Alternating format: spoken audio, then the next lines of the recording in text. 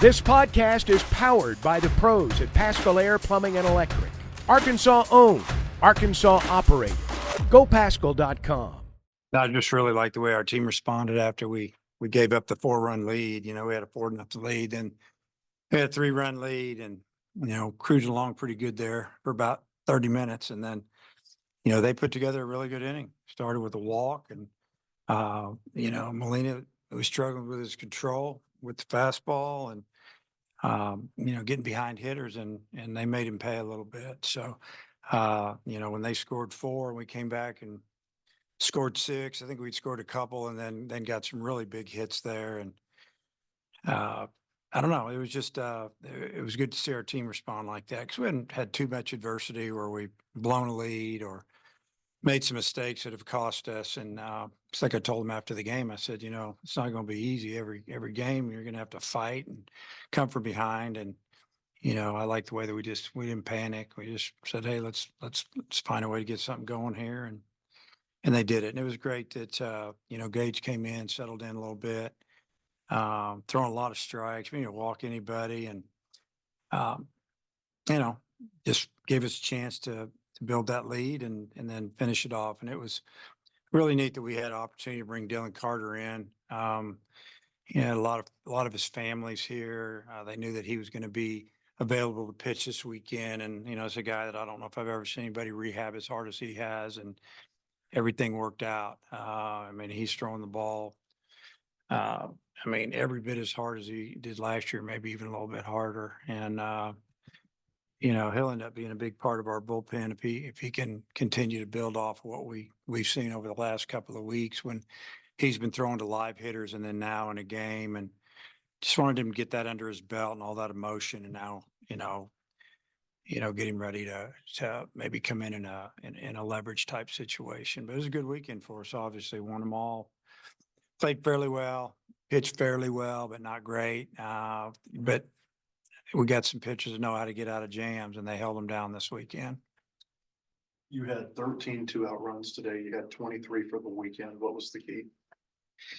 Just a lot of clutch hits, and I made that comment last night. I didn't want to talk to the team too long after the games yesterday because we've been here for 10 plus hours, so just kind of talked real quick. I knew they were going to talk with their position coaches, and we needed to get out of here and get ready for today. But, that's what I mentioned yesterday, that we got a lot of big hits. And then today, same thing, that we just, I don't know, concentration level. You got to be good, a little bit lucky. But we got big hits with 2 outs and kept adding to leads. And, started in game 1 yesterday with a couple of singles that scored the first 2 runs, I think, of the game for us, and what looked like was going to be a pitcher's duel. And that's what it ended up being. So, you know how that goes. It kind of comes and goes, but, it's really good to see it because, we hadn't had that a whole lot this year. We won some games, but you think about that 14-inning game against Oklahoma State, we had runner after runner after runner on base, and we could not buy a hit. And, so sometimes it evens up a little bit. Is Russell going to force you to continue playing as he hits like this? Yeah, Ross is a tough out. He just brings a lot to the table. He's going to get his time, that's for sure. And whether we platoon there or however we handle it, I think, I know what Ross can do. And I was really good to see Wilmsmeyer have a good day because he's, like I said, he's our best defender in center. We've been struggling at the plate a little bit. And I think when he got that 2-strike, 2-out hit that gave us the lead, I think that was really big for his confidence. And then obviously we scored more after that. And then he had a good day. He had a good day for us.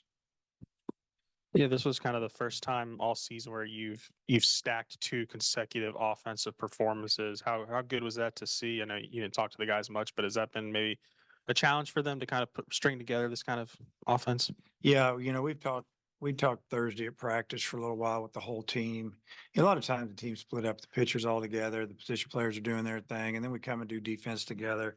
We did that on Thursday, and that gave me an opportunity to talk to the team just about kind of what I'd seen first few weeks. And, we needed to pick up a few things, maybe play with a little more emotion. We don't play every day. We're not like big leaguers yet, these guys. And So they need to, you got to show up, you got to get after it. And I think we did a great job of really being into every game, mentally. I think the team grew a little bit as a team this weekend, a little more emotion, and it was fun. It was fun in the dugout with these guys. One guy, I mean, Kendall has just been so consistent, right? The power maybe is still waiting to really bust out. But what have you seen from him in the middle of the lineup? I mean, he's hitting 360. It seems like he's kind of going a little under the radar right now with his production. Well, he just, every day he gives you something. It seems like whether, he drives in a run with a sac fly or maybe takes a couple of walks. He doesn't go out of the zone too much. He knows there's a guy behind him, and that's what we want our guys to do. Don't try to do too much if you're not getting a pitch to hit, or if take your walk or whatever. And I think that's why Kendall's been maybe a little, like you said, under the radar. But he's hitting he's hitting 350 or whatever, and we know that he's a guy that we got to have in the middle of the order. We felt like when we got Stovall back, we could push Kendall down a little bit, where maybe he would get more opportunities to drive in runs, because I'm sure if you look at his opportunities to drive in runs, he's pretty good at it, and he was last year. So it's good to see him, get a couple hits tonight. It's good to see him hit that ball a long way last night to end that game and continue to gain a lot of confidence. Kind of going off that, I think it was Monday. You said Diggs and McLaughlin had good numbers, but they weren't really hitting the ball the way that you knew they were capable of. Did you feel like these last 2 days are more of what you expected from those? Hit a lot of balls hard. Yeah. I mean, even McLaughlin, Aloy. I mean, these guys, they popped the ball pretty good. McLaughlin lined out to left twice hard last night, and Aloy popped 2 or 3 balls deep to left, or the left fielder's playing almost on the warning track, and off the bat you're thinking it's going to go over somebody's head, where they're already standing back there. And it's good to see him, to do that, take a couple walks.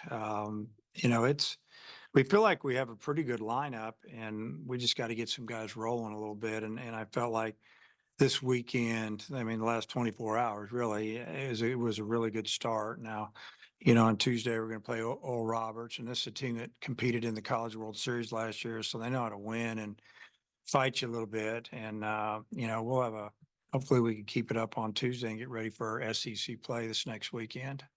With Stovall coming back up, I would assume he would move back to second base soon, and Holt hasn't been playing a ton. Is a little bit of that with just what you have with Peyton Holt, and so you wanted to get some of these other guys A little look bit, to see what, yeah. And Peyton, I mean, got 2 or 3 hits yesterday, and then didn't play today, and worked hard pregame and knew he wasn't playing, so I appreciate that. And Peyton will move back over to second shortly, and he's trying to get Sousa some more at bats. And I mean, he's a guy that I think he's a real threat at the plate, especially against right-handed pitching. And he showed me something today. He struck out twice in 1 inning, and he left runners out there.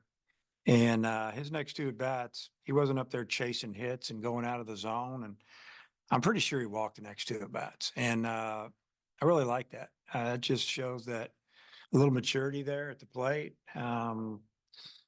So it's something that he can build off of. But he's swung the bat well. I want to continue to get him in the lineup, and we're going to just try to get the guys in the lineup that could swing the bat, athletic, and he's one of those guys. I mean, he can steal a base or score from first on a double, and and slow you down out there. And I mean, we'll find him a spot if he hits. Speaking of that, you had, I believe, 4 lefties in the top 5 of the lineup, and they had a lefty on the mound. Did you like that matchup, or was it just matchup dependent? Yeah, so we look at matchup stuff all the time. He's only faced 8 left-handed hitters all spring. I think it was mostly against Texas A&M, and they were 4 for 8 on him, and the right-handed hitters were only hitting about 150 against him. So I just thought, I'm going to play these guys.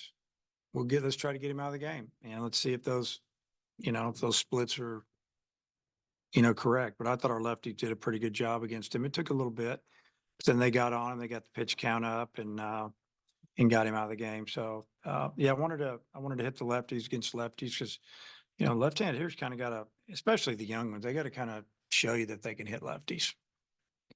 So you guys had 26 men reach base. 10 of them which were walks, and I remember you were talking about how maturity at the plate. Just tell me about how the discipline at the plate has increased for the guys, because I remember you said a couple weeks ago that you guys are walking more than striking out. Yeah, we've done a really good job of staying in the zone. This team early in the season may be better than most that we've had here. Guys are more patient, not chasing what, so we call it chasing hits when you're struggling, because we've had some good players that aren't hitting right now.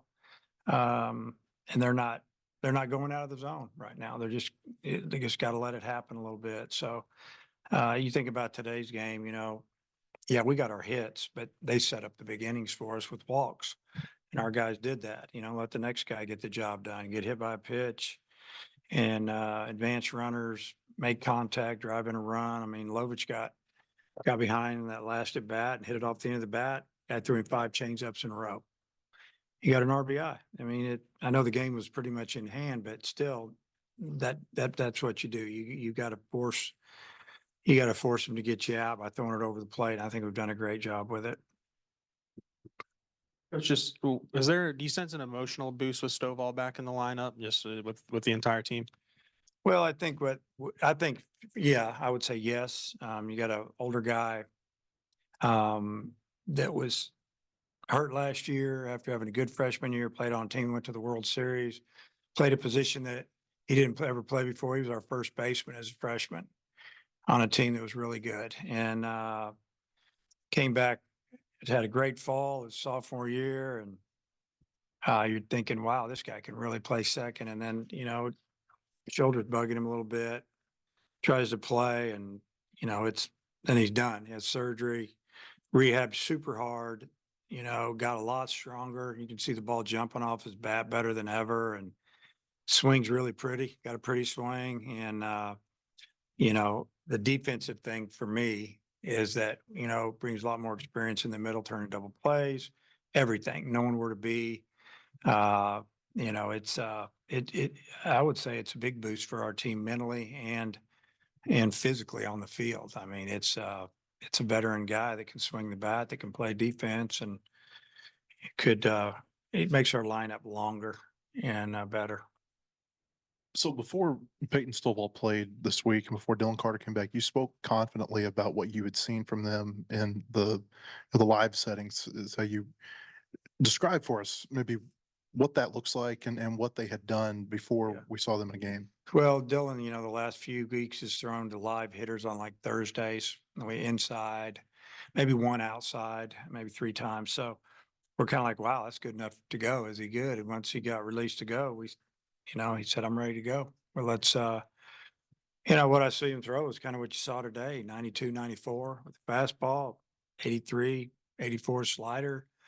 I don't think he threw a slider this hard before. And I could probably count on one hand how many 94-mile-an-hour fastballs he threw last year. He's mostly 92, 93, maybe 90. Who knows when he was slowly getting hurt and when it was taken away from that.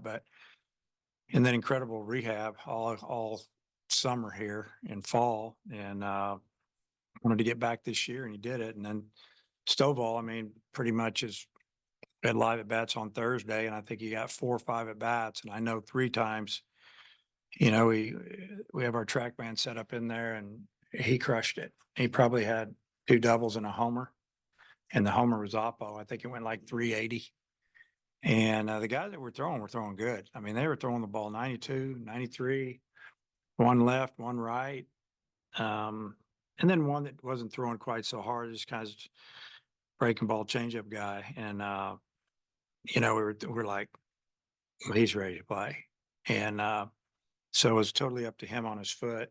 And the doctor said, hey, you can DH him. And then really after yesterday, they told me I probably could have played him in the field today, but I don't think he was quite ready to play in the field today. He's still limping around a little bit. We're hoping he can play in the field on Tuesday.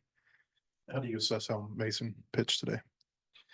I would say Mason did not command his fastball at all. I mean, everything was up, but he's hard to hit when he's up, but he's got to be in the zone.